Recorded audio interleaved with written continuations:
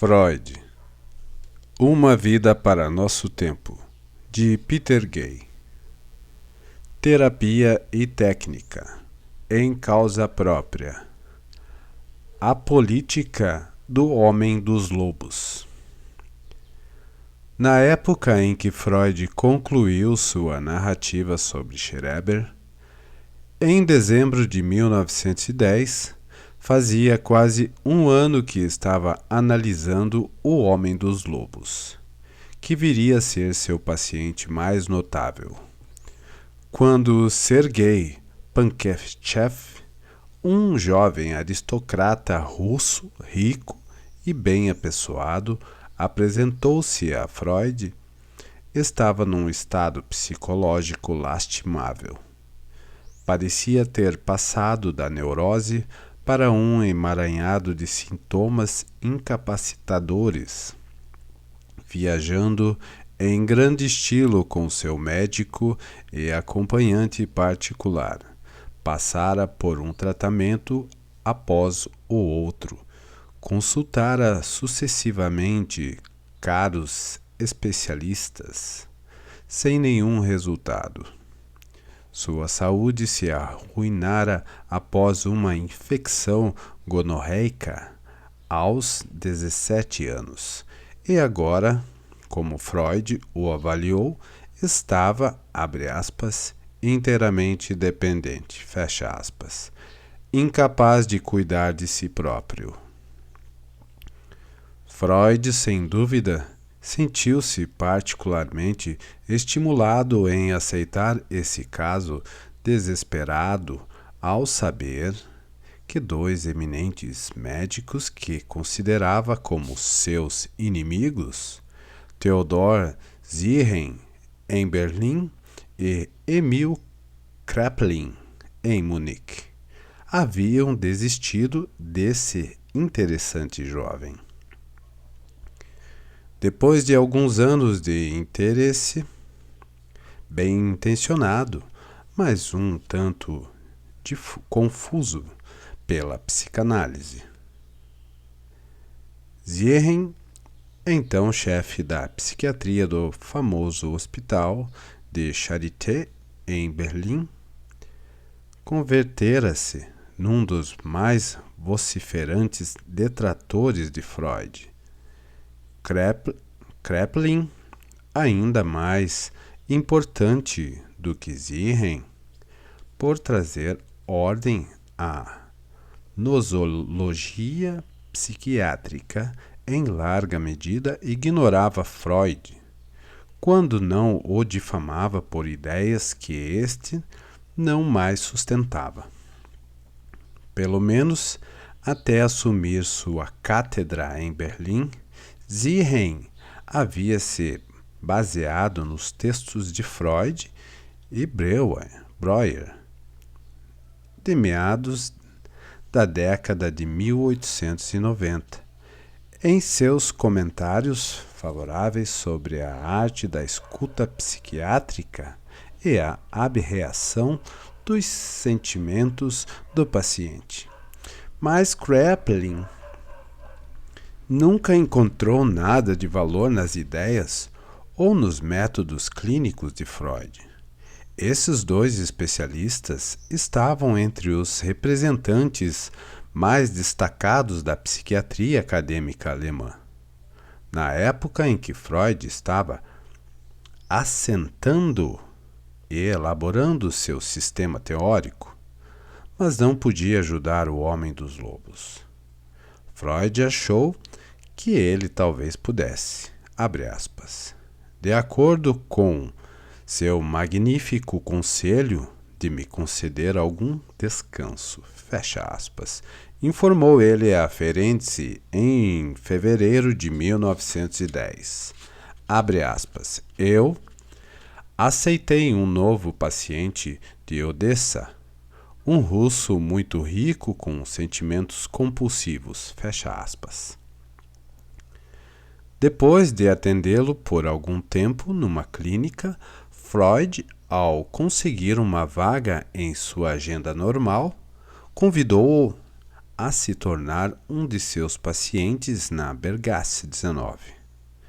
Foi onde o Homem dos Lobos veio a descobrir a calma e a benéfica quietude do consultório de Freud e, em Freud, um ouvinte atento e compreensivo que finalmente oferecia uma esperança de recuperação. O caso clínico do Homem dos Lobos faz parte da série de artigos que também incluem os textos de Freud sobre Schreber e Leonardo. Todos pretendiam ser contribuições clínicas e teóricas, mas ao mesmo tempo, quaisquer que fossem seus méritos e defeitos enquanto literatura psicanalítica, também serviam como agentes a favor de sua própria causa. Freud esperava que seu relato clínico sobre o Homem dos Lobos lhe fosse de auxílio tão eficiente quanto os anteriores, principalmente para enfrentar a discordância pública, mais do que as divergências internas, como observou incisivamente na primeira página. Freud havia escrito o artigo para combater as, abre aspas, reinterpretações retorcidas, fecha aspas, de Jung e Adler sobre as verdades psicanalíticas. Não foi por acaso que o escreveu no outono de 1914. Ele considerava esse caso clínico como complemento de sua, abre aspas, história do movimento psicanalítico, fecha aspas. O toque de reunir para os fiéis que publicara no começo do mesmo ano. Freud insistiu suas intenções agressivas na própria escolha do título, abre aspas, História de uma neurose infantil, fecha aspas. Afinal, observou ele, Jung tinha optado por destacar, abre aspas, a atualidade e a repressão. E Adler, motivos egoístas. Fecha aspas. Forma abreviada de dizer que, para Jung, a rememoração da sexualidade infantil é uma fantasia posterior projetada retrospectivamente, ao passo que, para Adler, os primeiros impulsos aparentemente eróticos não são de natureza sexual, e sim agressiva. Mas, insistiu Freud, o que esse homem consideravam errado é precisamente o que é novo na psicanálise e pertence especificamente a ela. Ao deixar de lado as ideias de Freud, Jung e Adler puderam facilmente rejeitar, abre aspas, os avanços revolucionários da incômoda psicanálise, fecha aspas.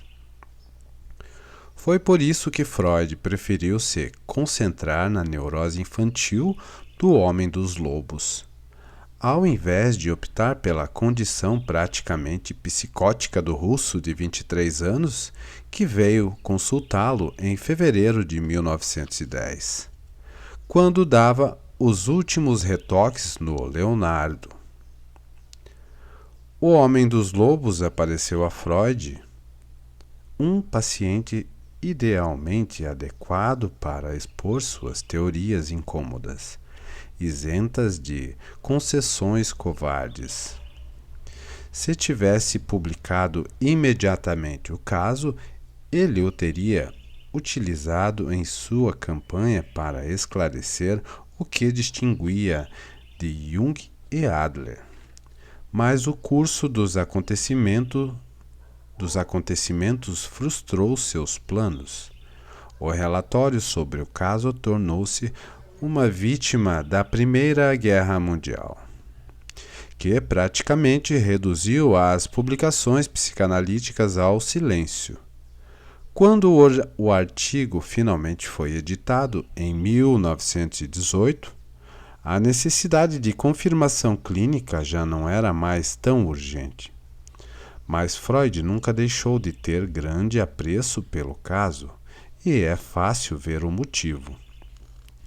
O turbilhão psicológico que agitava seu paciente parecia potencialmente tão esclarecedor que Freud publicou intrigantes fragmentos enquanto a análise ainda se encontrava em andamento, e pediu a outros analistas que lhe fornecessem material que pudessem lançar luz sobre experiências sexuais iniciais pertinentes ao caso de seu admirável paciente. O caso ressoava com ecos de histórias anteriores de Freud.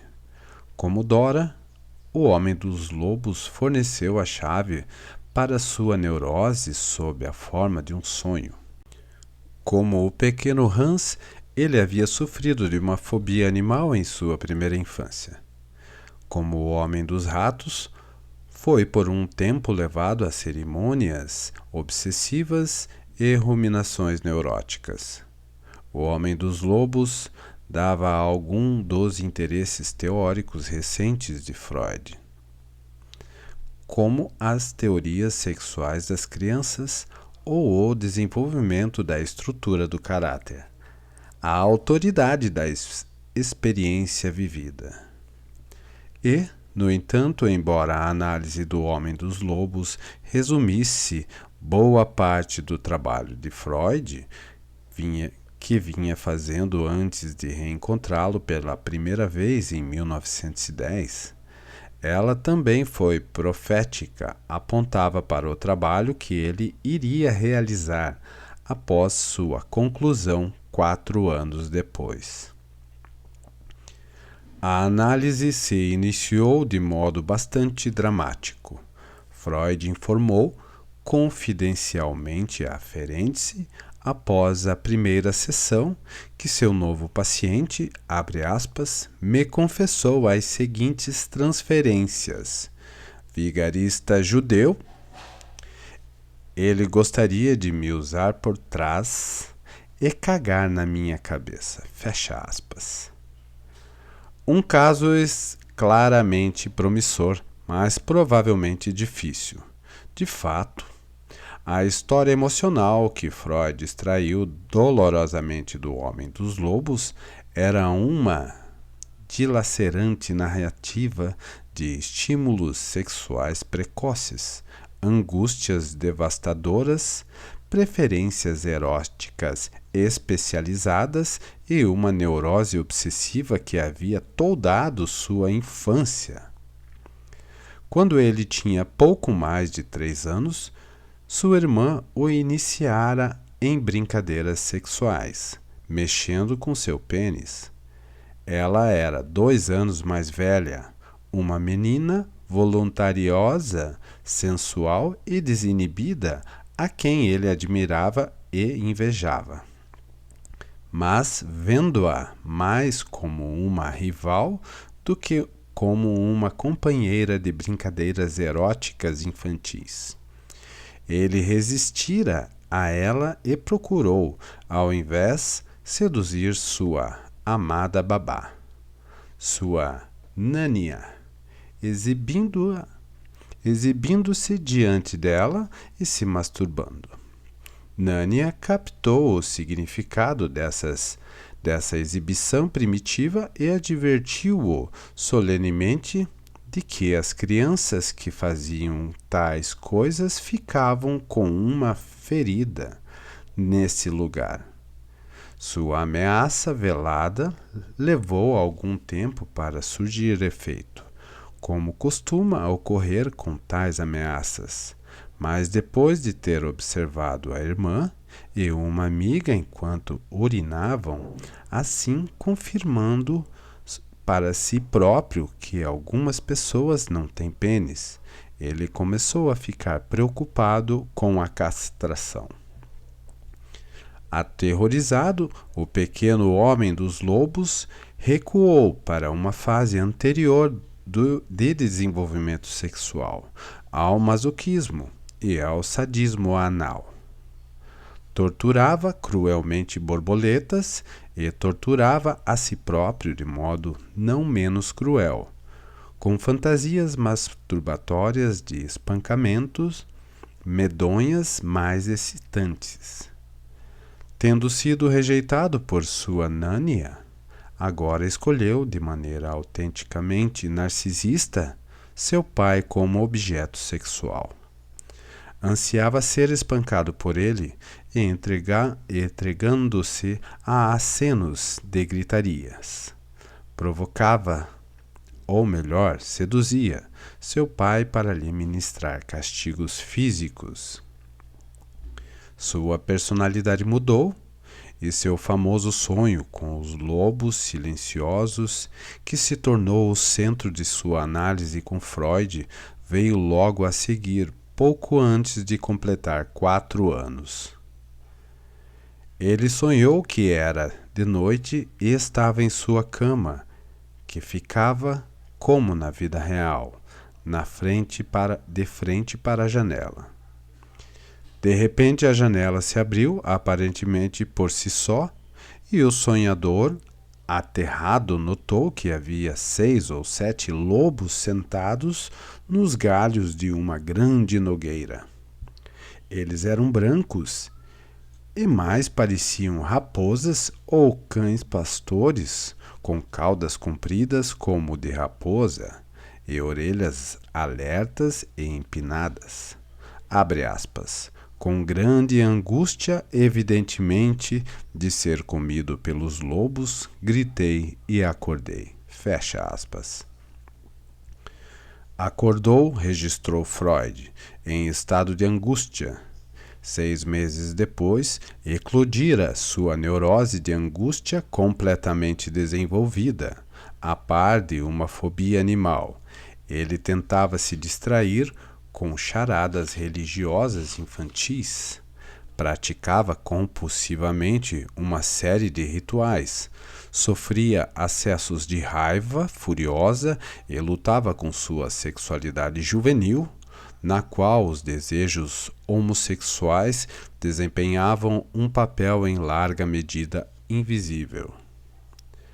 Esses episódios traumáticos da infância abriram caminho para o comportamento sexual neurótico do homem dos lobos.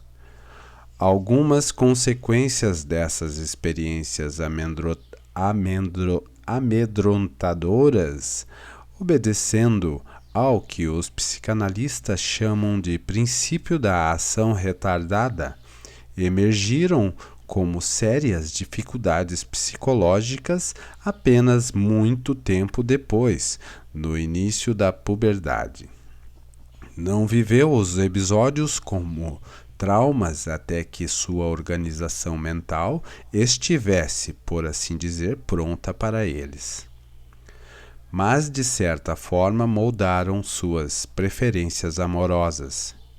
Sua busca compulsiva de mulheres com nádegas grandes que pudessem satisfazer seu desejo de relações sexuais por trás, sua necessidade de degradar seus objetos de amor, desejando apenas criadas ou camponesas.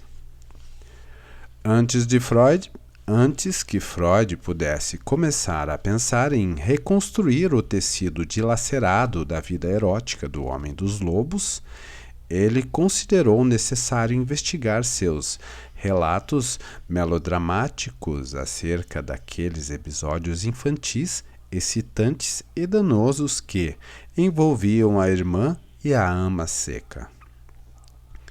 O homem dos lobos insistia que eram verdadeiros, mas Freud naturalmente tinha suas dúvidas. Mas, mesmo que tivesse ocorrido exatamente da forma que o homem dos lobos os descrevera, eram insuficientes, na opinião de Freud, para explicar a gravidade da neurose infantil do homem dos lobos. As causas desse prolongado sofrimento se mantiveram obscura durante anos de tratamento.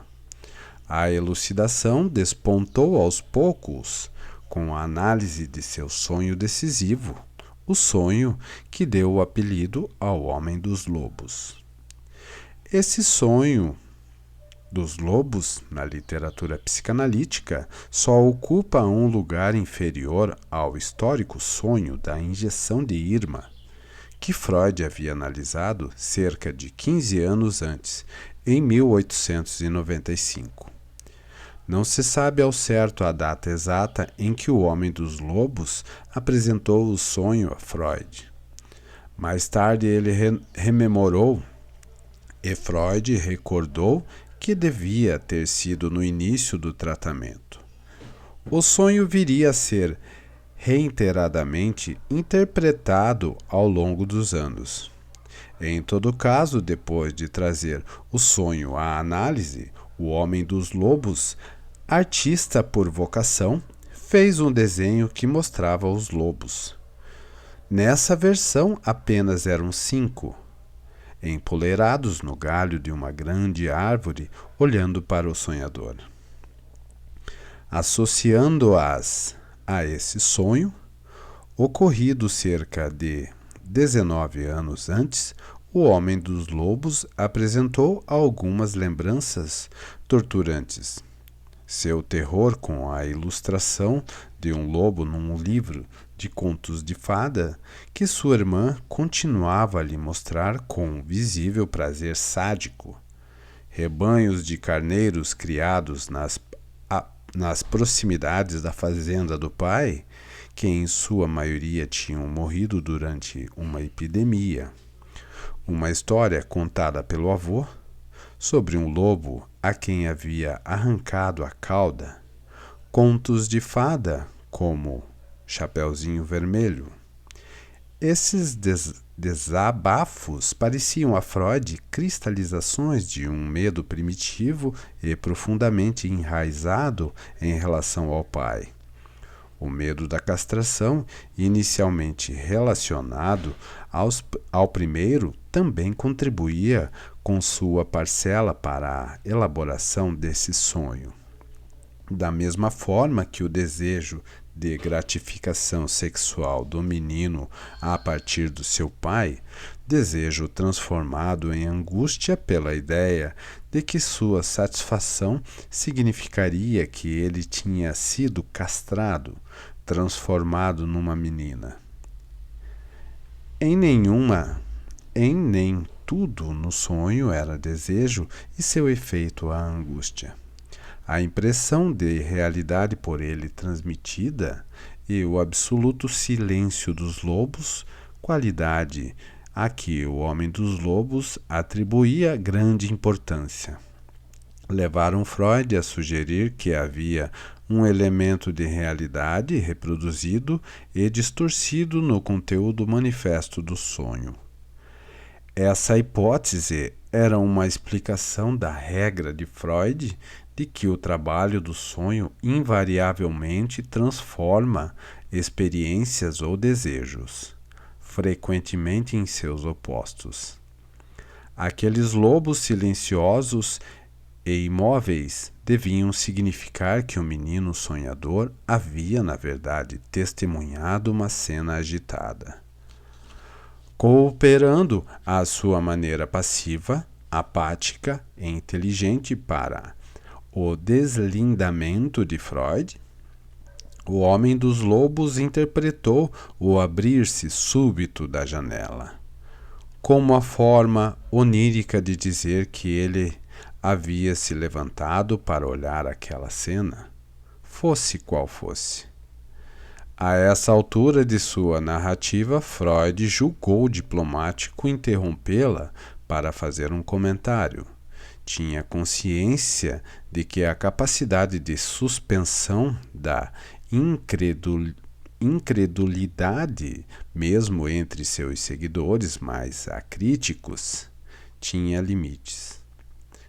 Temo, escreveu ele, preparando-se para lançar sua sensacional revelação, que neste ponto a confiança do leitor me abandonará. O que Freud estava prestes a afirmar era que o sonhador havia desenterrado das profundezas de sua memória inconsciente, convenientemente ornamentado e densamente velado, o espetáculo de seus pais entregues ao intercurso sexual. Não havia nada de vago na reconstrução de Freud. Os pais do homem dos lobos haviam copulado 3 vezes seguidas, e pelo menos uma vez a tergo, uma posição que dava ao espectador uma visão dos órgãos genitais dos 2 parceiros. Isso era bastante imaginoso, mas Freud não parou por aí. Convenceu-se de que o homem dos lobos havia presenciado esse desempenho erótico com a idade de 1 ano e meio. Mas aqui Freud foi assaltado por uma ponta de prudência. Sentiu-se levado a registrar algumas dúvidas, não só em nome do leitor, mas por si próprio. A tenra idade do espectador não o perturbava muito. Os adultos, argumentou ele, subestimavam sistematicamente a capacidade visual das crianças em ver e entender o que vem. Mas ele se perguntava se a cena sexual que delineara com tanta confiança ocorrera de fato, ou era uma fantasia do homem dos lobos. Baseada em suas observações de cópula entre animais. Freud estava interessado na verdade da questão, mas concluía firmemente que essa decisão a respeito não era, abre aspas, realmente muito importante, fecha aspas. Afinal, cenas de observar o intercurso dos pais, de ser seduzido na infância e ameaçado com a castração são, indubitavelmente, um patrimônio herdado, mas também podem ser uma aquisição através da experiência pessoal. Fantasia ou realidade? A influência sobre uma mente jovem seria absolutamente a mesma. Pelo momento, Freud deixou a questão em aberto. A questão da realidade e da fantasia, evidentemente, não era nova para Freud. Como vimos em 1897, ele havia abandonado a teoria de que apenas acontecimentos reais, o estupro ou a sedução de crianças, causam neuroses, a favor de uma teoria que atribuía às fantasias o papel dominante na formação de conflitos neuróticos. Agora, uma vez mais, ele reivindicara a influência formativa de processos mentais internos, em larga medida inconscientes. Freud não sustentava que os traumas psicológicos surgem apenas de episódios grosseiramente inventados. Pelo contrário, julgava que as fantasias teciam fragmentos de coisas vistas, ouvidas, vividas numa trama de realidade mental. Perto da conclusão de sua interpretação do sonho, ele afirmara que a, abre aspas, realidade psíquica, fecha aspas, é diferente, mas não menos significativa do que a realidade material. Era uma perspectiva que, ao analisar o sonho dos lobos silenciosos nas árvores, Freud considerava indispensável, quase tanto por razões polêmicas quanto por razões científicas. Sua insistência de que a recordação de uma cena primária deve ter alguma base na realidade, seja observando os pais ou animais, seja em fantasias elaboradas Anteriormente, dirigia-se frontalmente contra Jung. A questão era que uma neurose adulta se origina em experiências adquiridas na infância. Por mais distorcidos e fantásticos que sejam seus disfarces posteriores, as raízes da neurose, portanto, eram profundas. Ao invés de simplesmente se introduzirem às escondidas, mais tarde, como sugeriria Jung, abre aspas,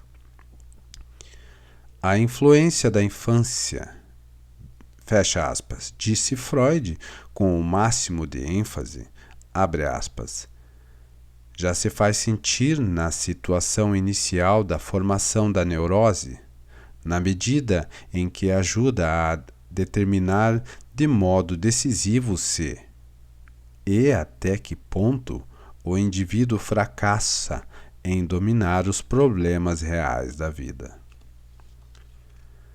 Um fracasso crucial do homem dos lobos, adulto, no controle dos problemas da vida, se revelava, como vimos, nas suas ligações eróticas sistematicamente infelizes. De fato, não é casual que Freud estivesse pensando sobre a teoria do amor durante os anos em que analisou o Homem dos Lobos e redigiu seu caso clínico.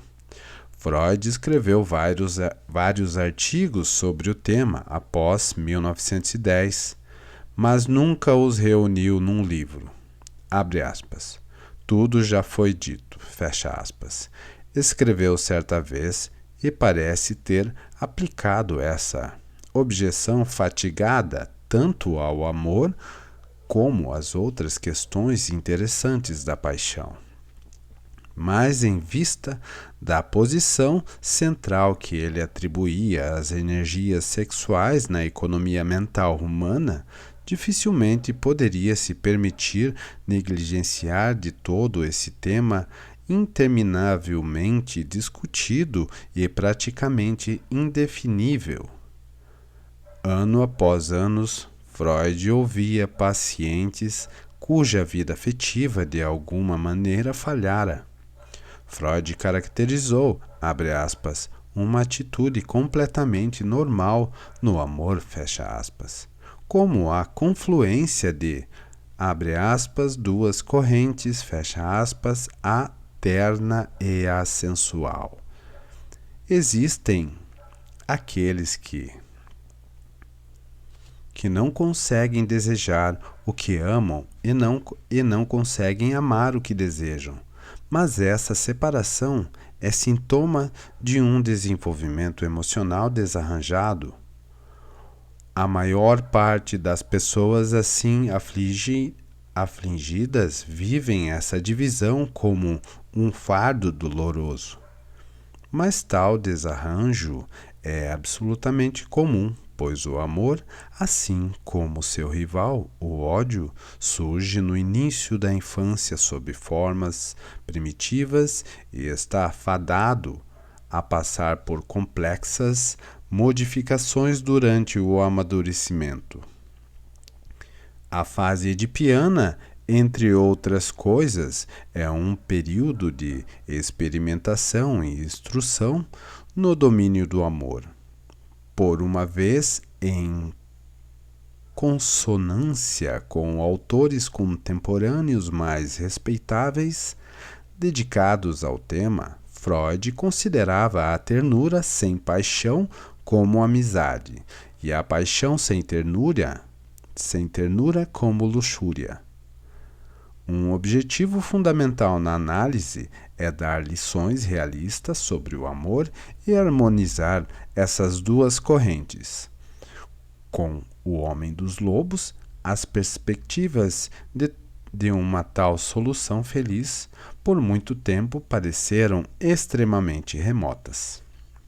Seu erotismo anal não resolvido, sua fixação igualmente não resolvida em seu pai e seu desejo oculto de conceber filhos de seu pai punham-se como obstáculos a tal desenvolvimento, e é uma conclusão favorável de seu tratamento. A análise do Homem dos Lobos se prolongou por quase 4 anos e meio. Teria durado mais se Freud não tivesse decidido empregar uma manobra extremamente heterodoxa. Para ele, o caso, abre aspas, não deixara nada a desejar, fecha aspas. Em termos de, abre aspas, fecundas dificuldades, fecha aspas. Mas por algum tempo, essas dificuldades foram mais evidentes do que sua fecundidade. Os primeiros anos do tratamento não trouxeram praticamente nenhuma mudança. O Homem dos Lobos era a própria cortesia, mas mantinha-se inexpugnavelmente entrincheirado numa atitude de indiferença submissa. Ele ouvia, entendia e não permitia que nada o atingisse. Freud considerava tudo isso muito frustrante. Abre aspas.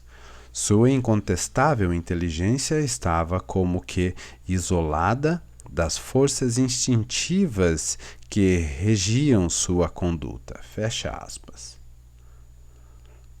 O Homem dos Lobos levou inúmeros meses até começar a participar do trabalho de análise.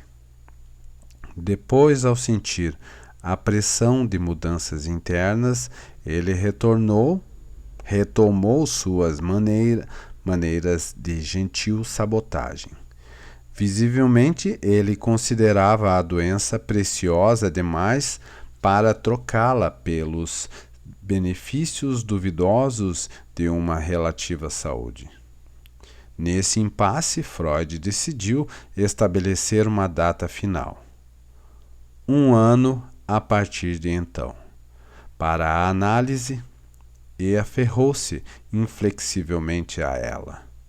Os riscos eram grandes, embora Freud só tivesse dado esse passo depois de estar certo de que o apego do Homem dos Lobos a ele era suficientemente forte para prometer êxito. O estratagema deu certo. O Homem dos Lobos viu que Freud era inexorável, e sob essa pressão impiedosa, ele renunciou à sua resistência, abriu a mão de sua fixação em ser doente. Em rápida sucessão, agora apresentou todo o material de que Freud precisava para remover suas inibições e aliviar seus sintomas. Em junho de 1914, Freud considerou-o, e o próprio Homem dos Lobos considerou-se mais ou menos curado. Sentia-se um homem saudável e estava para se casar. Fora um caso extremamente compensador para Freud, mas o que não é surpreendente, o que continuou a interessá-lo mais era uma questão técnica. Sua medida chantagista, destinada a fazer com que o Homem dos Lobos trabalhasse na hora de análise.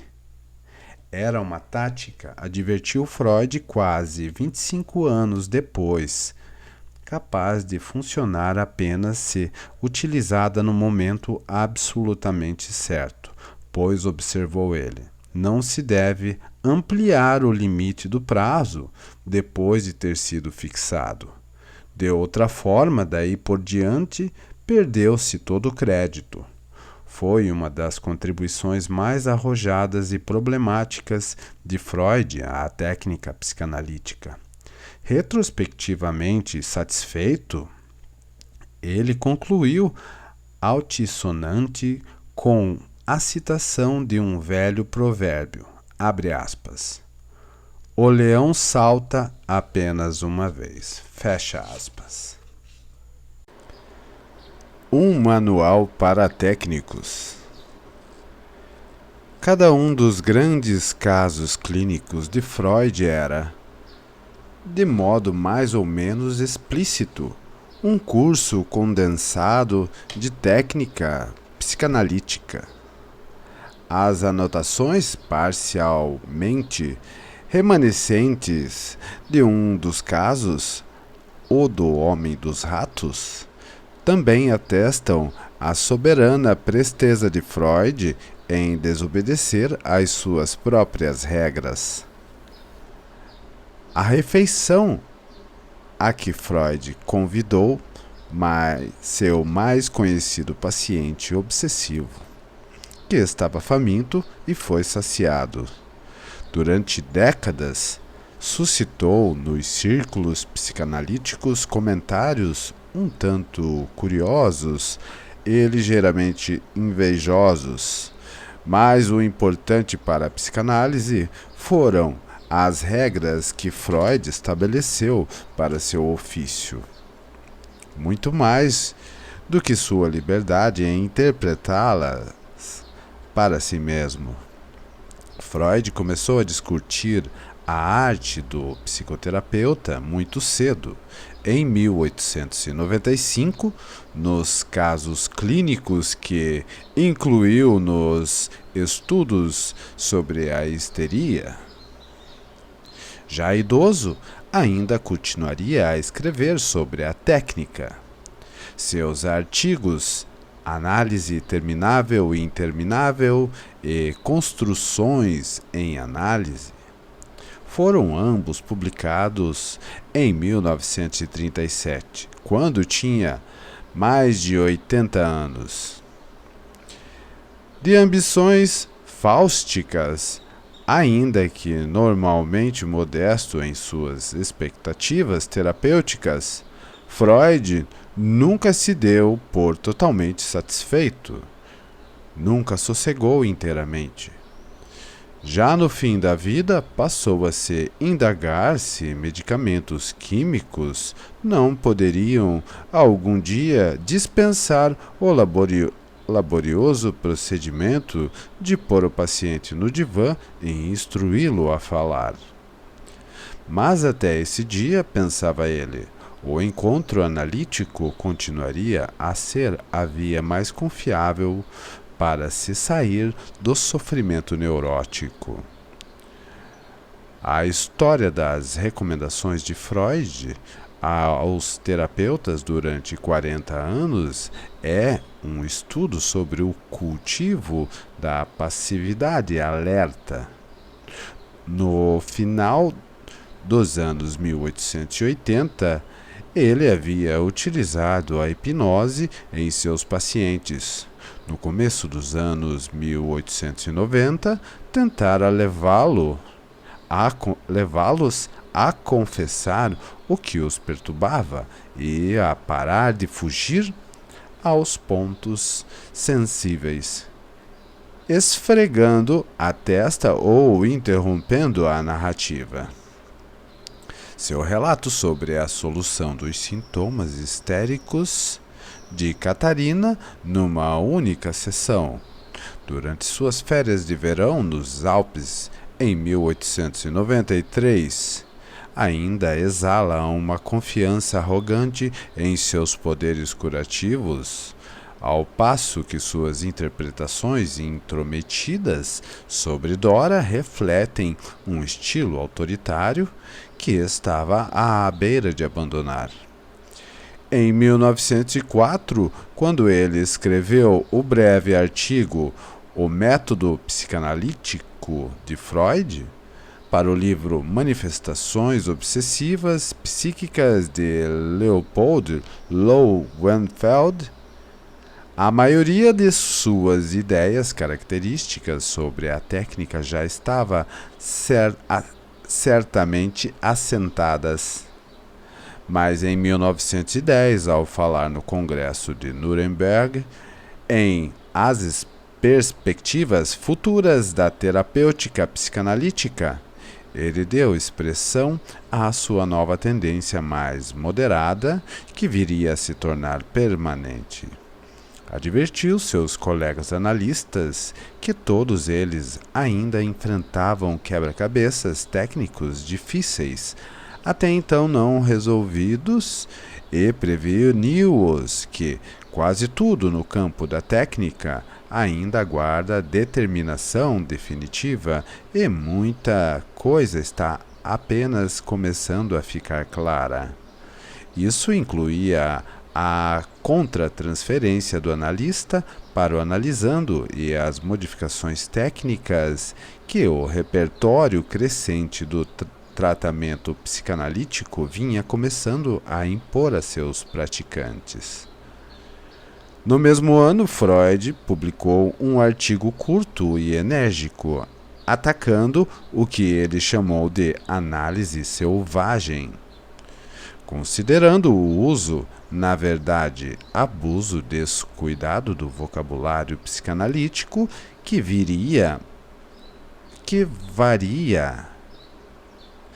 viraria moda nos anos 1920. Psicanálise selvagem mostrou-se uma previsão correta. Ele relembrou a visita embaraçosa de uma senhora de idade, uma divorciada que se aproximava dos 50, muito bem conservada e, evidentemente, com sua feminilidade ainda não encerrada. Após seu divórcio, ela tinha começado a sofrer de acessos de angústia que apenas se intensificaram depois de uma consulta com um jovem médico, que lhe disse claramente que seus sintomas se deviam à necessidade sexual. Ele lhe oferecera a opção entre 3 alternativas para recuperar a saúde: voltar ao marido, arranjar um amante ou se masturbar. Nenhuma delas atraiu essa senhora de idade, mas, como seu médico citara Freud como o descobridor dessas ideias pouco animadoras que lhe apresentara, e como ele havia sugerido que Freud confirmaria seu diagnóstico, ela foi consultá-lo. Ao invés de se sentir lisonjeado ou agradecido, Freud ficou furioso. Ele admitia que os pacientes, principalmente os afligidos por distúrbios nervosos, não são necessariamente os informantes mais fiéis. Mas, mesmo que a perturbada senhora à sua frente tivesse distorcido ou inventado as insensatas prescrições do médico, Freud julgou cabível uma palavra de advertência. Para começar, aquele médico psicoterapeuta amador havia pressuposto com ignorância que os analistas entendem a vida sexual exclusivamente como o coito, ao invés de um domínio muito mais amplo e diferenciado de sentimentos conscientes e impulsos inconscientes. Freud reconhecia que sua paciente talvez pudesse sofrer de uma neurose atual, um distúrbio provocado por fatores somáticos.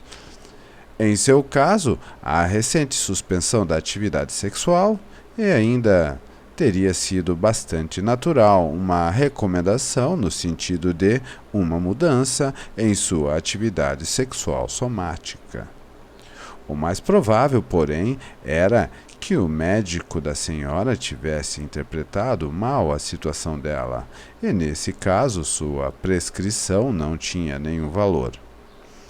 Mas seus erros técnicos em geral, se possível ainda mais graves do que seus erros diagnósticos, é uma grosseria, distorção do processo psicanalítico, pensar que o simples fato de dizer a um paciente o que parece estar errado vá trazer a cura. mesmo que o diagnóstico por acaso esteja correto. A técnica analítica deve servir para superar as resistências, as tentativas de surpreender o paciente, comunicando bruscamente os segredos que seu médico adivinhou numa primeira visita, durante as horas de consulta. São tecnicamente questionáveis. E mais, elas vão se voltar contra si mesmas, sujeitando o analista à inimizade sincera do paciente. Ele vai descobrir que perdeu qualquer influência que pudesse ter tido, em suma, antes de se arriscar a qualquer tipo de comentário. Deve-se conhecer muito acerca dos preceitos psicanalíticos.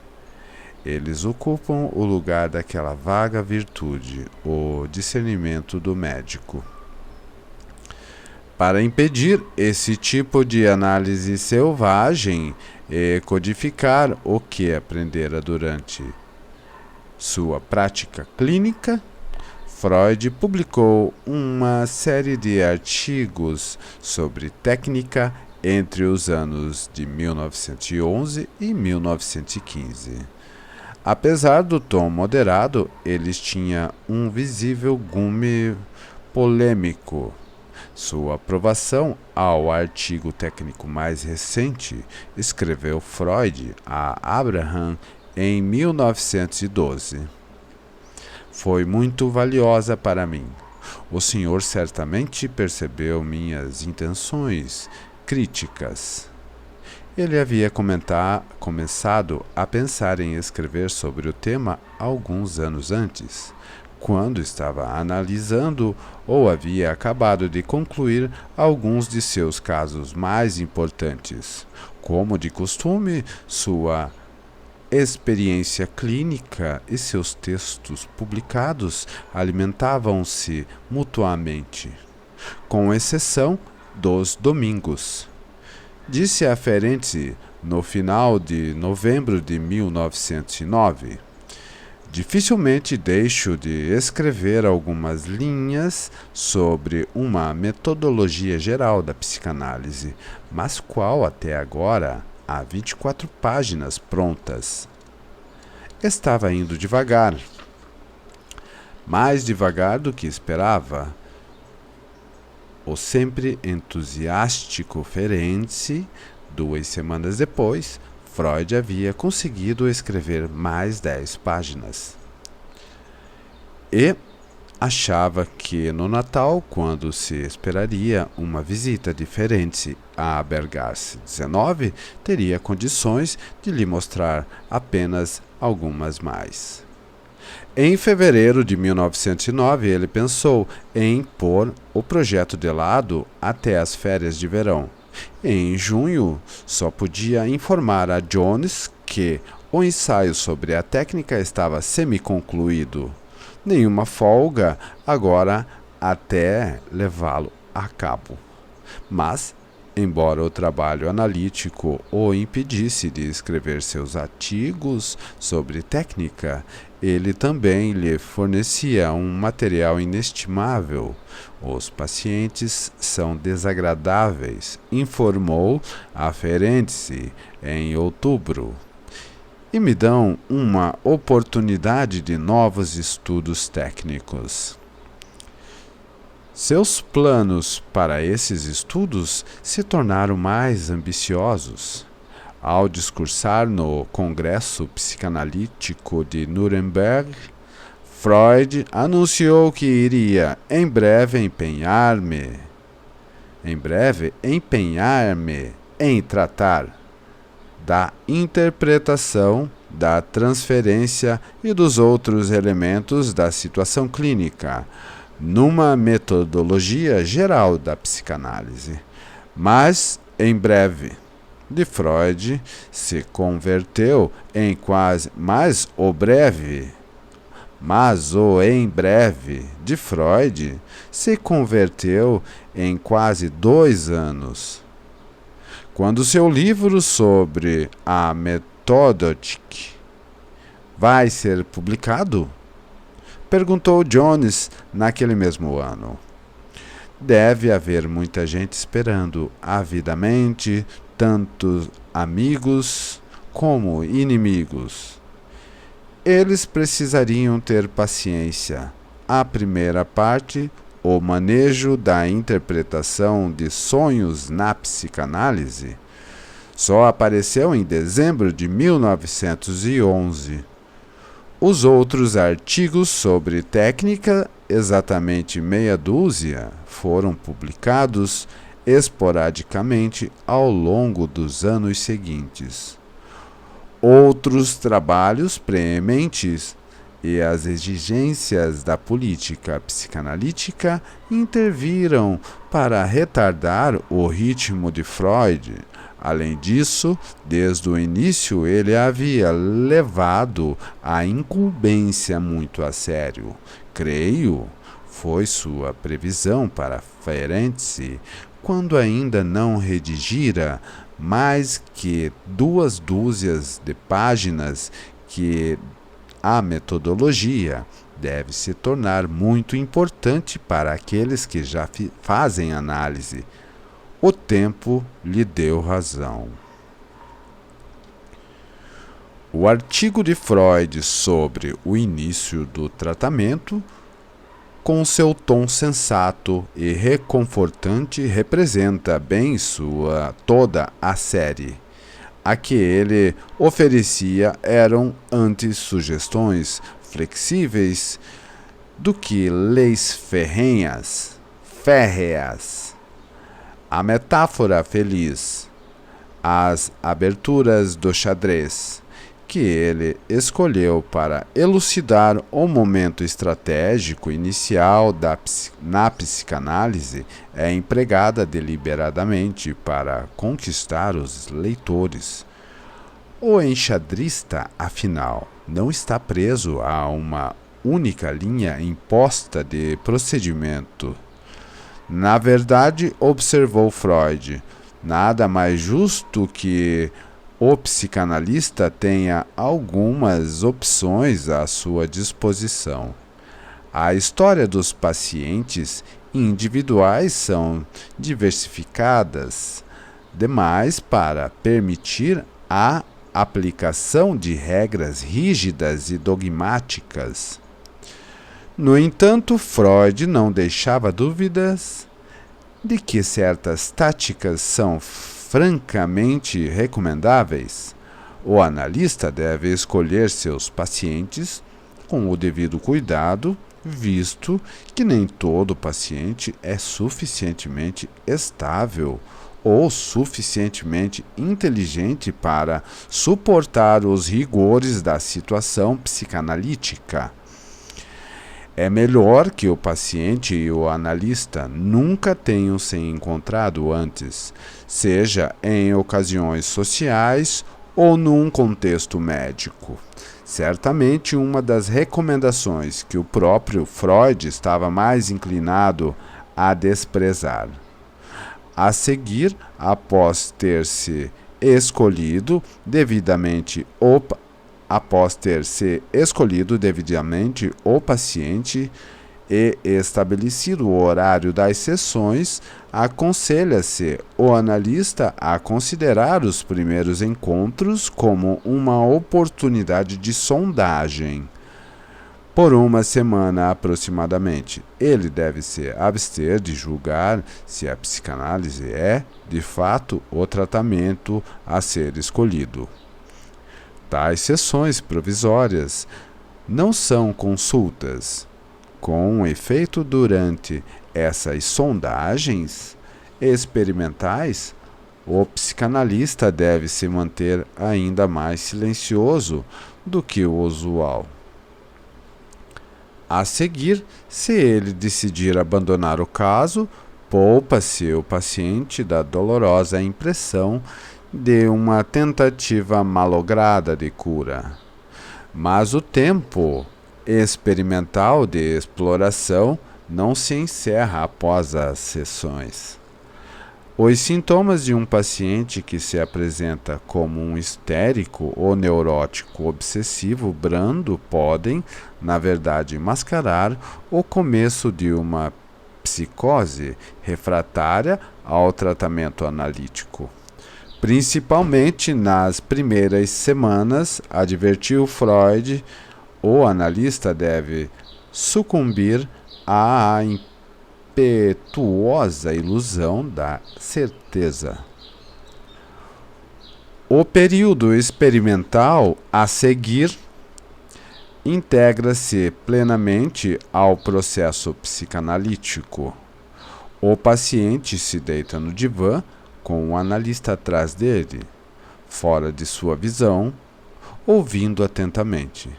As inúmeras caricaturas que mostram o analista em sua poltrona, com o caderno de anotações no colo ou ao lado, perpetuaram uma ideia errônea que Freud apontou explicitamente nesses primeiros artigos. Ele alertou os analistas a não tomarem notas durante a sessão, visto que isso só distraía sua atenção. Além disso, podiam confiar em sua memória para reter o que era necessário. Ele reconhecia que o divã e o analista invisível era uma herança da hipnose e que tinha uma razão subjetiva para insistir nessa disposição. Não aguento ser olhado 8 horas ou mais por dia pelos outros. Mas Freud acrescentou razões menos subjetivas para recomendar esses cerimoniais, como deixava que seu inconsciente aflorasse durante a hora da análise. Não queria que os pacientes observassem suas expressões faciais para não serem indevidamente influenciados por suas reações. Reconhecidamente, a situação analítica, esse estado deliberadamente orquestrado de privação, é desgastante para o analisando.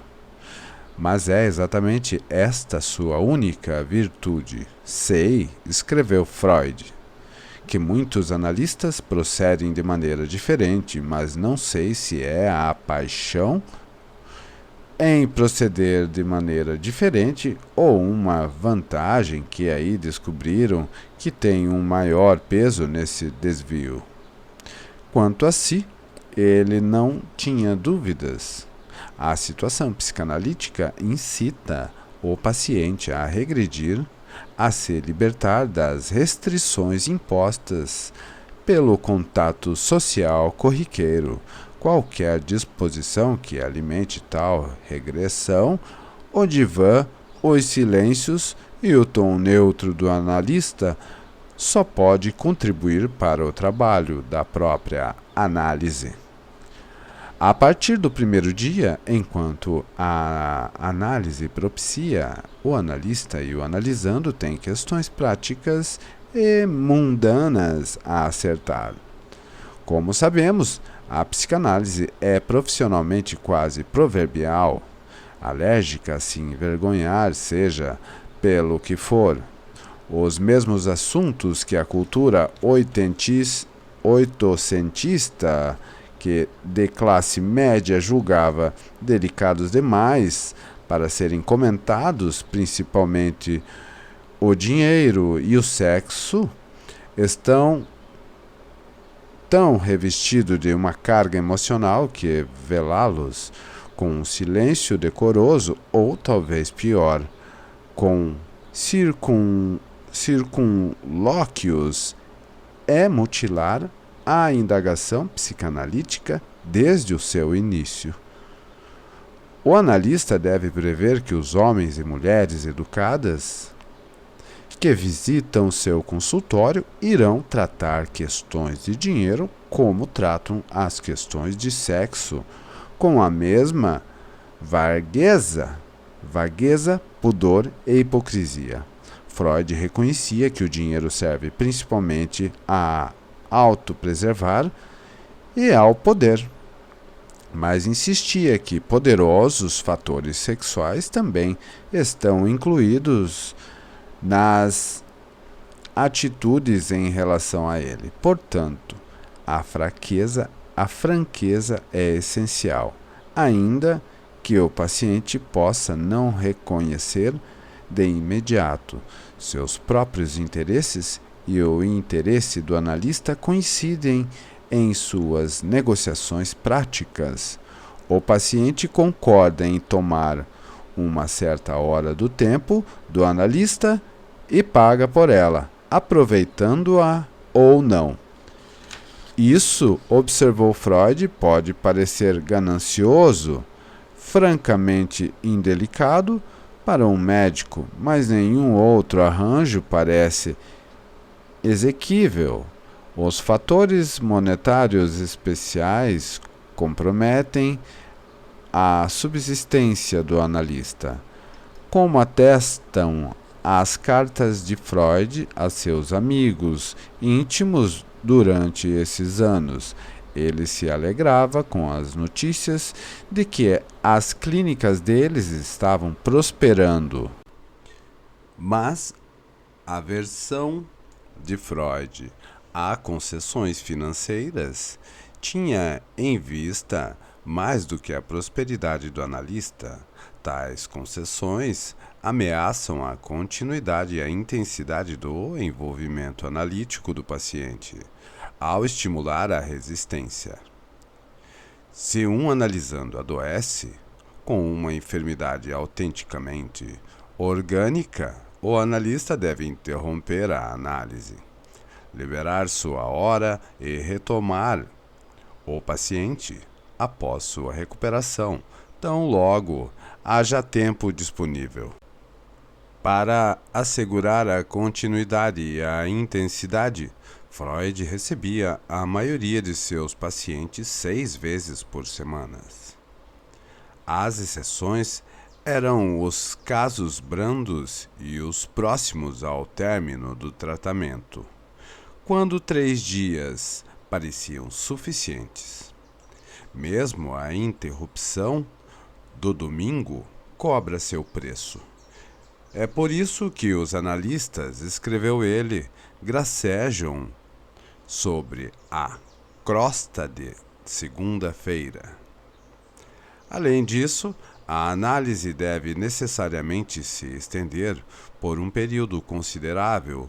Não se presta nenhum favor ao analisando ao se fazer segredo do fato de que sua análise pode levar vários anos. Nessa questão, como em todo o resto da situação psicanalítica, a honestidade com o paciente é literalmente melhor política. Aspas, em geral, considero mais honroso, mas também mais adequado chamar sua atenção desde o início para as dificuldades e sacrifícios da terapia analítica, sem tentar necessariamente assustá-lo. Assim, priva-se o paciente de qualquer direito de alegar mais tarde que for atraído para um tratamento cuja a extensão e significado ele ignorava. Fecha aspas.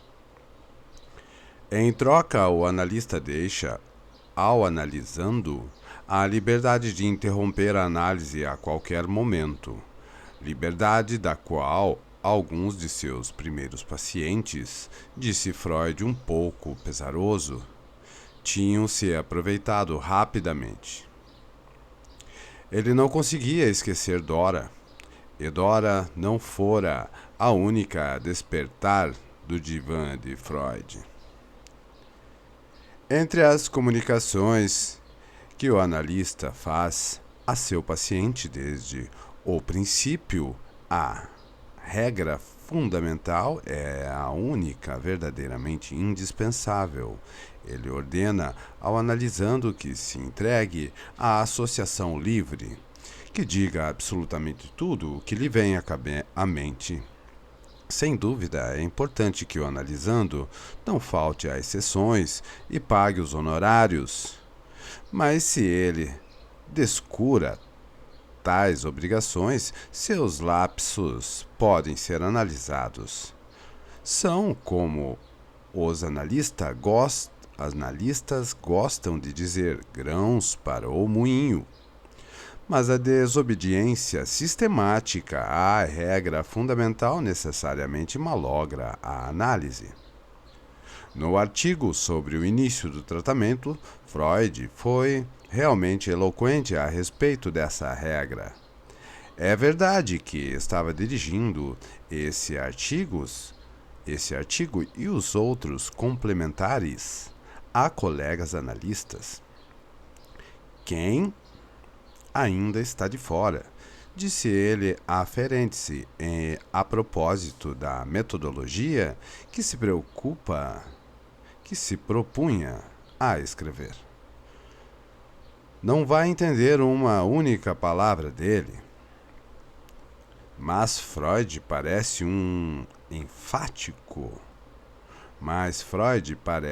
um pouco angustiado mesmo em relação a seu público escolhido, e por isso bastante enfático, como que para ter absoluta certeza de que não haveria mal-entendidos. A conversa do paciente com seu terapeuta não vai se parecer com nenhuma conversa que jamais teve. Deve dispensar de seu discurso qualquer ordem, sintaxe, lógica, disciplina, decoro e considerações de estilo como coisas não pertinentes e, de fato, prejudiciais. Aquilo que o paciente está menos inclinado a mencionar é justamente o que precisa ser dito com maior urgência. A prescrição fundamental de Freud para todos os analisandos é a honestidade absoluta, tão impossível de se executar plenamente, quanto, se posta de lado, capaz de acarretar consequências fatais. A arma do analisando no combate contra sua neurose é a fala. A arma do analista é a interpretação, um tipo de fala muito diferente. Pois quando a atividade verbal do analisando deve ser tão desinibida quanto possível, a do analista, em profundo contraste, deve ser ponderadamente dosada. No estranho empreendimento que é a psicanálise, em parte batalha, em parte aliança, o analisando vai cooperar tanto quanto lhe permite sua neurose. Espera-se que o analista, por sua parte, não se encontre tolhido por sua própria neurose. De qualquer forma, dele se exige que empregue um tipo de tato altamente especializado, em parte adquirido em sua análise didática e o resto em sua experiência clínica. Nota de rodapé. A exigência de que todo futuro psicanalista devia passar por uma análise didática não parece nesses artigos, e praticamente nenhum dos analistas a que se dirigiam havia sido analisado. A exigência de um desenvolvimento do período posterior à Primeira Guerra Mundial. Esse tato exige contenção, silêncio em relação à maior parte das declarações do analisando e comentários sobre algumas poucas delas. Na maior parte do tempo, os pacientes vão sentir uma interpretação do analista, como presentes preciosos que ele distribui aos poucos com a mão extremamente ávara. A interpretação psicanalítica é uma leitura subversiva. Ela levanta dúvidas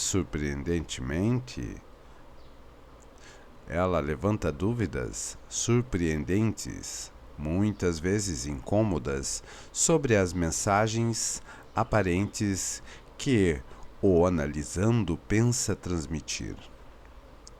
Em suma, a interpretação do analista chama a atenção do analisando para o que ele está realmente dizendo ou fazendo.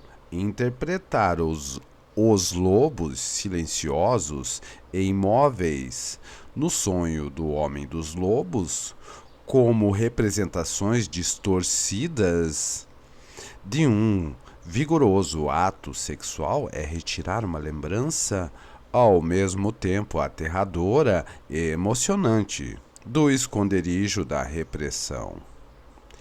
Interpretar as formalidades obsessivas do homem dos ratos como ódio inconsciente às pessoas mais amadas é também arrastar para a luz do dia o que havia sido reprimido. As recompensas das interpretações dos analistas, de forma alguma, são sempre tão espetaculares, mas sua finalidade sempre foi, pelo menos, romper com a autoilusão. Decidir o que é, quando interpretar, é uma questão delicada. E ela está ligada à característica essencial da terapia psicanalítica. Ao reagir com irritação à análise selvagem, Freud já repreendera interpretações fáceis e apressadas que, por mais acuradas que fossem, levariam necessariamente a análise a um fim prematuro e catastrófico. Agora, dirigindo-se diretamente para seus colegas no ensaio sobre o início do tratamento, Freud atravessou seu desdém por tais analistas irresponsáveis, pavões, mais interessado em se exibir do que em ajudar seus pacientes. Não é difícil para um analista com grande prática detectar os desejos ocultos do paciente. A emergir audivelmente de suas queixas e informes sobre a sua doença, mas quanta presunção e reflexão ele há de ter para dizer a um estranho que desconhece todos os pressupostos psicanalíticos, tendo acabado de conhecê-lo, que ele tem uma fixação incestuosa em sua mãe, que ele abriga desejos de morte contra a esposa, a quem supostamente ama, e que ele traz dentro de si a intenção de fraudar seu patrão, e assim por diante. Ouvi dizer que existem analistas que se vangloriam de tais diagnósticos instantâneos e tratamentos rápidos, mas advirto a todos que não sigam tais exemplos. Fecha aspas. O psicanalista prudente sempre persegue seus objetivos terapêuticos de forma indireta. Primeiro, interpretando a resistência do analisando e depois sua transferência. A extração de confissões de crimes infantis com frequência mais imaginários do que reais virá em seguida. A discussão de Freud sobre a resistência situa o fenômeno diretamente no contexto terapêutico, ao qual evidentemente pertence. Em A Interpretação dos Sonhos, ele já havia definido de modo claro, abre aspas, o que quer que perturbe o avanço do trabalho é uma resistência, fecha aspas. Agora, no ensaio A Dinâmica da Transferência, ele ressaltou a persistência dela. A resistência acompanha o tratamento a cada passo. Cada simples associação, cada ato do paciente deve contar com essa resistência representa um compromisso entre as forças que visam a cura e as que se opõem a ela. A experiência clínica estava ensinando a Freud e seus colegas analistas o quão engenhosa e infatigável podia ser a resistência dos analisandos, mesmo naqueles mais sinceramente empenhados na análise. Praticamente tudo, ao que parece, pode servir a ela na hora de análise. Esquecer sonhos, manter-se silencioso no divã, tentar converter o tratamento numa discussão intelectual da teoria psicanalítica, reter informações essenciais, atrasar-se sistematicamente, tratar o analista como inimigo. Tais estratagemas defensivos são apenas os expedientes mais óbvios à disposição das forças de resistência. Ela também pode disfarçar sob a forma de obediência aos supostos desejos do analista. O chamado bom paciente, o paciente que tem uma função de sonhos, que associa sem hesitações, acha todas as interpretações brilhantes, nunca chega atrasado à sessão, paga todas as contas prontamente. É um caso particularmente intratável, justamente por ser tão difícil e deslindamento de suas intenções. Resistir aos esforços de cura deve parecer curiosamente irracional. É fácil reconhecer a utilidade da resistência para os masoquistas, que obtêm seu prazer à dor,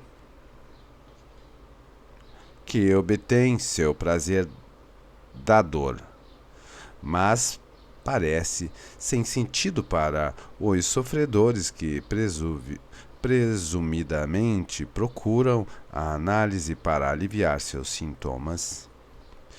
Sua submissão voluntária ao esforço, ônus e caráter simplesmente desagradável do tratamento psicanalítico de certo atesta o sincero desejo de melhorar. Mas o inconsciente obedece a leis próprias, diferentes e quase incompreensíveis. Uma neurose é um compromisso que permite ao neurótico entrar em acordo, por mais infeliz que seja, com desejos e lembranças reprimidos. Tornar consciente com o ressurgimento de sentimentos e recordações que ele considera melhor que permaneçam enterrados. O argumento de que o neurótico se sentirá melhor relembrando materiais reprimidos, por mais penoso que seja, reforça a convicção racional. E no paciente, existem elementos prontos a estabelecer um pacto com a saúde. Sem eles, nenhuma análise seria possível, mas esses elementos precisam realmente lutar contra uma oposição que deseja muito mais do que as coisas deseja muito que as coisas permaneçam como estão. O analista procura mobilizar e se aliar com as forças normais da psique do analisando. Afinal, ele é um parceiro confiável. O ouvinte que não se choca com nenhuma revelação, não se enfada com nenhuma repetição, não censura nenhuma maldade, como o padre no confessionário. Ele convida a confidências, ao contrário do padre, nunca faz sermões, nunca impõe penitências, por mais brandas que sejam. Era essa aliança que Freud tinha em mente ao observar que o analista só deveria começar a revelar segredos mais profundos de seus pacientes depois que o analisando tivesse formado uma sólida transferência, uma relação regular com ele. Não escapou à atenção de Freud que a transferência está carregada de contradições.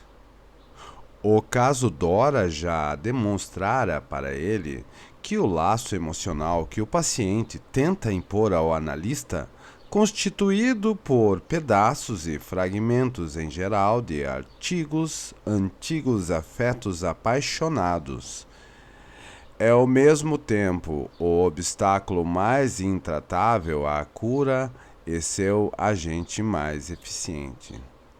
Agora, nos artigos sobre técnica, principalmente a dinâmica da transferência, e ainda mais em observações sobre o amor de transferência, ele expunha as operações paradoxais da transferência em maiores detalhes. Ela é a arma suprema da resistência, também sua mênesis. Esses papéis conflitantes não são mistérios dialéticos. Freud distinguia 3 tipos de transferências que surgem na situação psicanalítica: a negativa, a erótica e a sensata. A transferência negativa, uma carga de sentimentos agressivos e hostis posta sobre o psicanalista, e a transferência erótica, que converte o analista num objeto de amor apaixonado. São ambas guardiãs da resistência. Mas, felizmente, também existe um terceiro tipo, o mais racional e menos distorcido de todos, que vê o terapeuta como um benévolo aliado na luta contra a neurose. Uma vez que as 2 primeiras transferências tenham sido desmascaradas, conhecidas e desarmadas ao serem trazidas à consciência durante a hora psicanalítica, Freud chamou-a de o campo de batalha da transferência. A última transferência, mais judiciosa, pode operar com um número relativamente pequeno de obstáculos, auxiliando ao longo e árduo processo de cura. Mas essa aliança razoável com o analista só pode ter esperanças de derrotar as outras quando é suficientemente intensa e quando o paciente se dispõe a tirar proveito das interpretações do analista. Abre aspas, nossas curas, fecha aspas, dissera Freud a Jung no final de 1906. Abre aspas, ocorrem por meio da fixação de um libido dominante no inconsciente, transferência, fecha aspas. E essa transferência proporciona o estímulo para compreender e traduzir o inconsciente, onde ela se recusa a atuar. O paciente não se dá a esse trabalho ou não ouve quando apresentamos a tradução a que chegamos.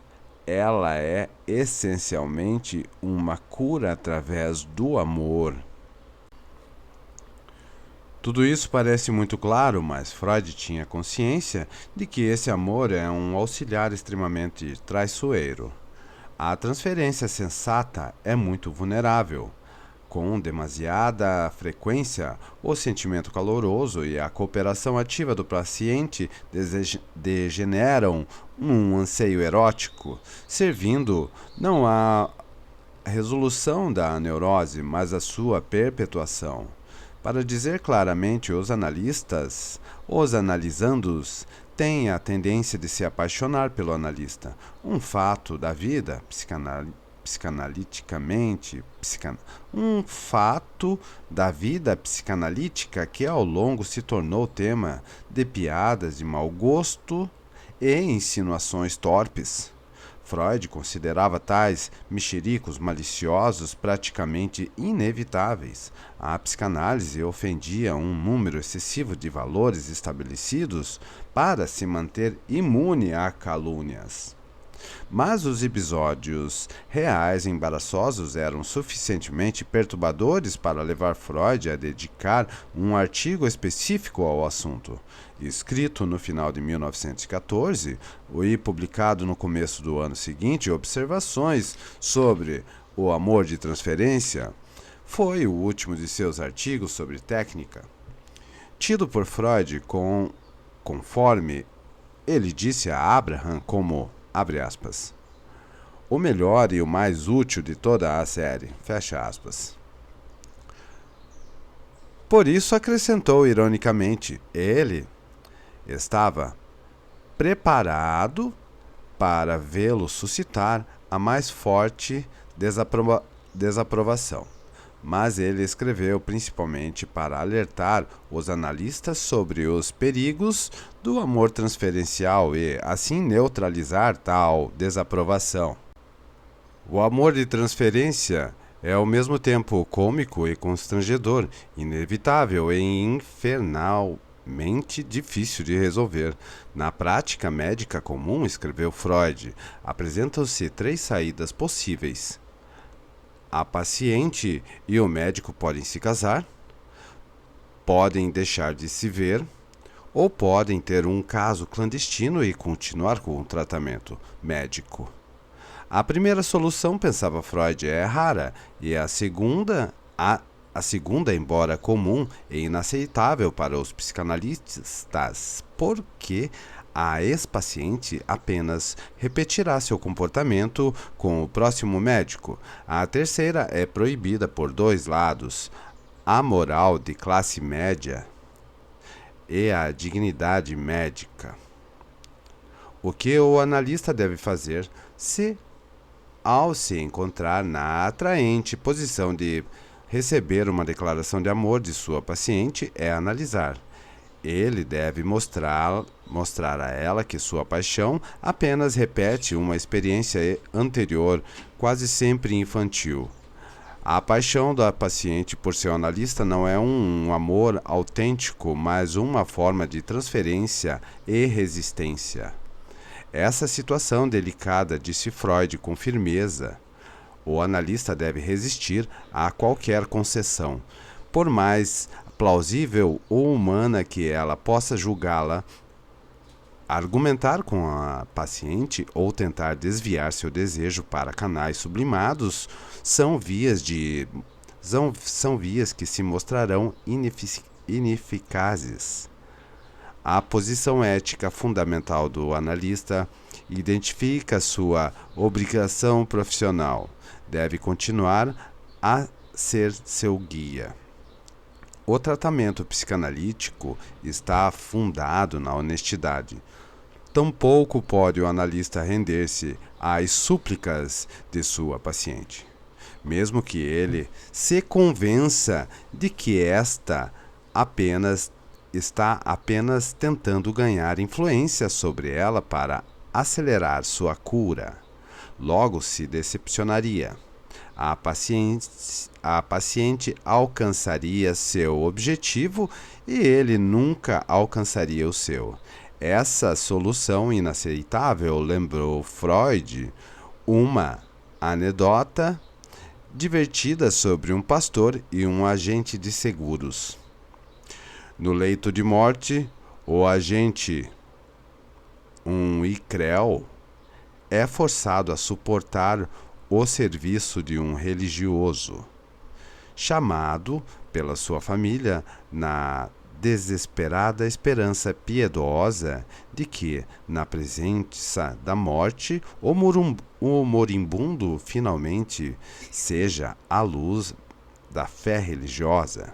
Veja a luz da fé religiosa. A conversa dura tanto tempo que os que estão à espera sentem-se esperançosos. Finalmente abre-se a porta do quarto do doente. O Icrel não foi convertido, mas o pastor vai embora com uma apólice de seguros.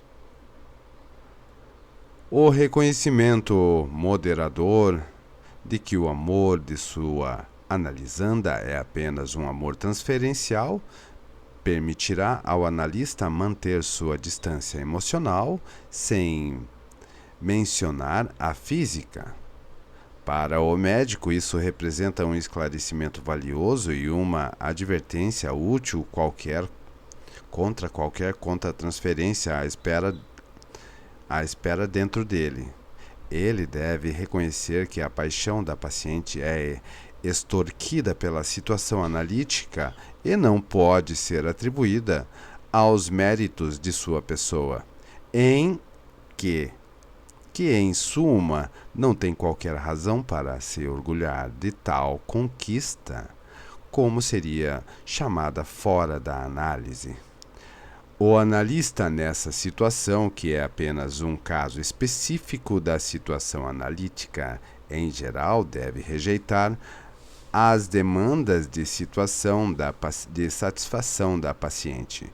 A cura deve ser empreendida em abstinência por ela, entendendo que só a recusa física por ela, entendendo não só a recusa física e tampouco a recusa de qualquer desejos, pois isso talvez nenhum paciente conseguiria suportar.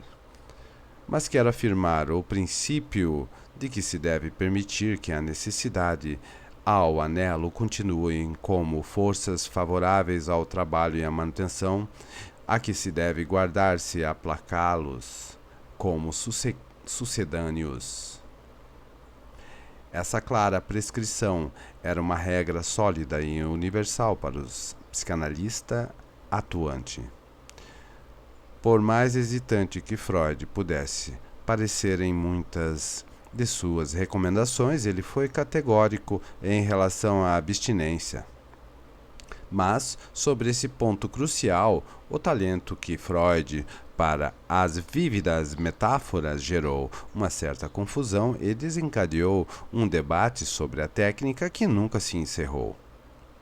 Como modelo, Freud ofereceu a seus colegas analistas o cirurgião que põe de lado todos os seus afetos e, mesmo com compaixão humana, estabelece um único objetivo para suas energias mentais: realizar a operação de modo mais correto e eficiente possível.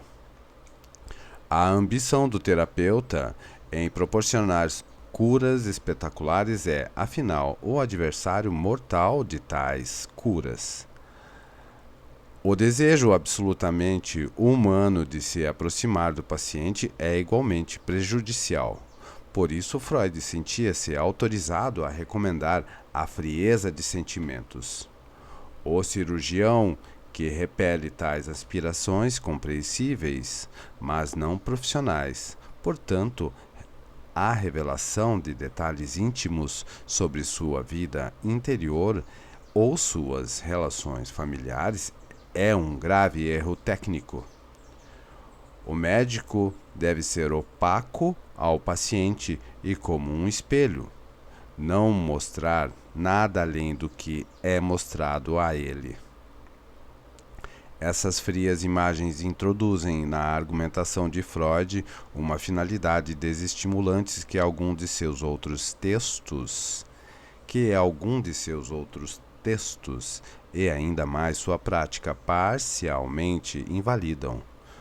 Vimos Freud adaptar segundo os seus interesses e por vezes quebrar as regras, com um senso soberano de domínio e no interesse da pura humanidade. Devolvia os honorários a seus analisandos quando estavam em épocas difíceis.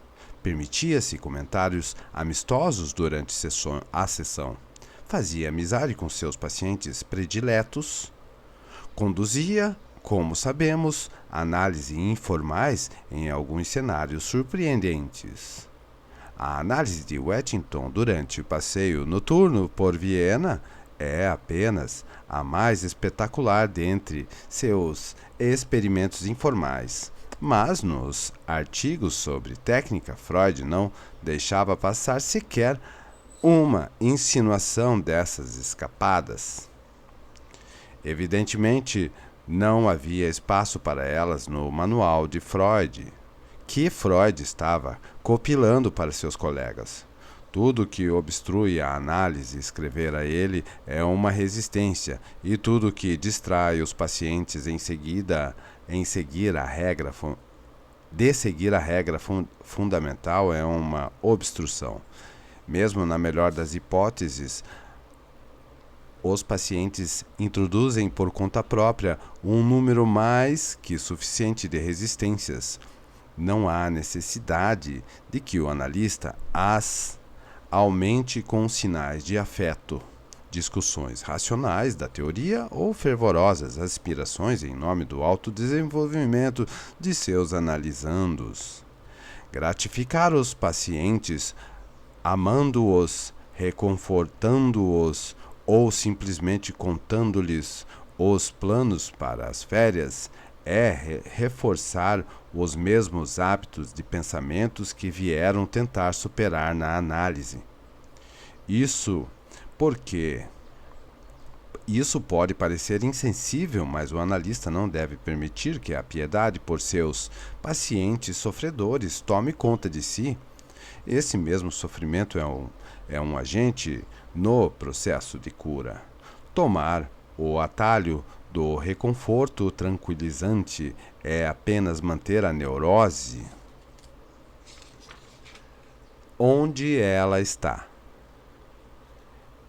Pode-se dizer, oferecer uma aspirina a São Sebastião para aliviar suas dores, mas empregar como metáforas do procedimento do analista o trabalho frio do cirurgião, a superfície vazia do espelho é considerar sua relação ao mesmo tempo tacicurna e muito humana com o ser infeliz no divã à sua frente. Mesmo que o analista e o analisando observem escrupulosamente todas as exigências técnicas de Freud no trabalho terapêutico, a análise é sempre moroso e nunca assegurado. Freud excluiu do tratamento analítico muitos tipos de distúrbios mentais, principalmente as psicoses, pela razão de que o psicótico não consegue estabelecer uma transferência necessária para o analista. Mas mesmo os histéricos e neuróticos obsessivos, particularmente adequados ao tratamento analítico, muitas vezes mostram lentíssimos progressos e recaídas desanimadoras.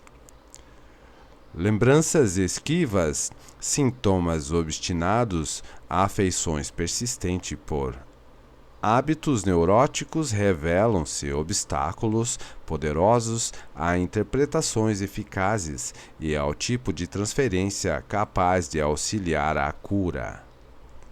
Os obstáculos mais difíceis a serem enfrentados eram aquelas transferências que induziam o paciente a repetir ao invés de relembrar sua conduta anterior.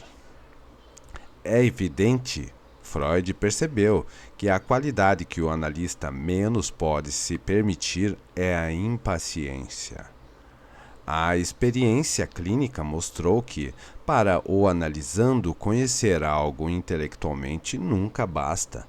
Mas, longo prazo, pode chegar o momento em que o paciente, constantemente recaindo, constantemente esquecendo percepções penosamente conquistadas, comece a absorver, a elaborar seu conhecimento duramente obtido. O médico, sugeriu Freud no artigo Recordar, Repetir e Elaborar, não tem mais nada a fazer senão esperar e deixar que as coisas sigam seu curso, que não podem ser evitado e nem sempre acelerado. Além disso, os dois parceiros do empreendimento analítico precisam cultivar a paciência. Essa colaboração à resistência na prática pode se tornar uma tarefa cansativa para o analisando e um teste de potência para o analista, mas é essa parte do trabalho que tem o maior impacto transformador no paciente. O que na verdade distingue a psicanálise de todos os outros tratamentos que tentam influenciar o paciente através da sugestão. O analista não é simplesmente passivo nessa importante fase. Se ele encontra suficiente esquicência em seu paciente, deve conseguir dar a todos os sintomas da doença um novo significado de transferência. Essa neurose de transferência é uma espécie única de doença, um distúrbio específico. É necessário do tratamento. O analista pode livrar o paciente dela através do trabalho terapêutico. Consegue-se uma espécie de coda, a fase da conclusão, sobre a qual Freud fez apenas uns poucos comentários espasos. Ele sabia que ela provocava sofrimentos próprios, aos quais chamou de dificuldades de despedida. Uma vez bem iniciada a análise, o conhecimento recém-adquirido, elaborado e a neurose de transferência suficientemente sólida, chegará ao fim almejado. Apesar do estilo conciliador e afável, Freud apresentou esses artigos com um ar de total convicção, o ar de um pioneiro praticamente experimentando. Um ar de um pioneiro e praticante experimentado. Ele estava apenas expondo os métodos que julgara mais eficiente em sua própria prática. Outros poderiam sequer proceder à sua própria maneira. Mas, apesar dessas ressalvas diplomáticas, ele não deixou dúvida de que esperava que essas recomendações fossem seguidas à risca por seus discípulos. A autoridade era merecida. Ninguém mais poderia ter escrito esses artigos. Seus leitores os admiraram sinceramente. Citaram-nos largamente e claramente se beneficiaram deles. Em 1912, Eddington agradeceu calorosamente a Freud pelas recomendações aos médicos que exercem a psicanálise. Artigo com o qual, escreveu ele, só poderia aprender muito. E Eddington estava em companhia numerosa. A série de artigos de Freud sobre a técnica se tornou um manual indispensável para a profissão. Exatamente isso. São tão brilhantes quanto tudo o que ele escreveu. Não que sejam a última palavra sobre o modo de conduzir uma análise, não são sequer a última palavra de Freud. Tampouco constitui um tratado formal ou exaustivo, mas, tomados em conjunto como recomendações sobre o encaminhamento do encontro clínico, sobre suas oportunidades e armadilhas, eles têm um senso analítico sólido e tão rico, críticas antecipadoras tão agudas, que continuam até de todos esses anos a servir como guia para o aspirante analista e como apoio para o praticante. Uma questão que os artigos não resolveram e nem sequer levantaram foi o número exato de pacientes analíticos curados. Essa questão, desde então, foi contínua a ser um assunto extremamente controverso, mas nos anos em que Freud escreveu os artigos, eles e seus adeptos mais próximos julgavam que, dentro dos limites que eles próprios se colocaram, o registro de êxitos analíticos comparavam-se favoravelmente aos esforços terapêuticos de seus rivais. Freud também não permitiu que qualquer dúvida que pudesse ter a respeito desses números toldassem sua confiança na psicanálise quanto instrumento intelectual para explicar a atividade mental. Essa confiança não era gratuita. As reações favoráveis do mundo exterior já não eram tão escassas quanto antes.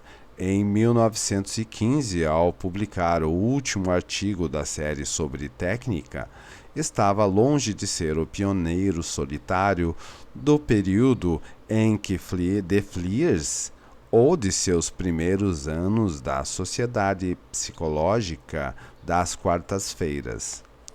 E seus estudos sobre arte, literatura, religião e pré-histórias apenas forneceram sua confiança de que os mandamentos de sua psicologia, tão persuasivamente expostos em seus casos clínicos, vigoram por toda parte.